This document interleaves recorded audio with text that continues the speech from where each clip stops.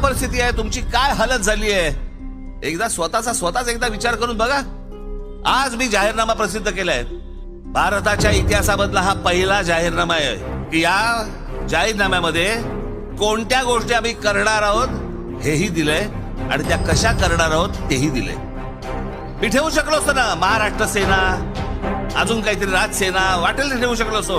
मला माझं जे स्वप्न आहे त्या स्वप्नात मला सांगायचंय काय, मला काय करायचंय, मला नवनिर्माण करायचंय. आणि या नवनिर्माणाची संधी मी आज तुमच्याकडे सगळ्यांकडे मागतोय, महाराष्ट्राकडे मागतोय. ही संधी गेली, तुमच्या आयुष्यातली परत 5-5 वर्ष निघून जाणार. आणि पोटामध्ये आग असताना या उमेदीच्या वयामध्ये तुम्ही या गोष्टी हातामध्ये दिल्या पाहिजे. अहो एवढं वाटोळं झालंय ना, राज ठाकरेच्या हातात एकदा सत्ता देऊन बघा, अजून काय वाटोळं होऊ शकतं तुमचं.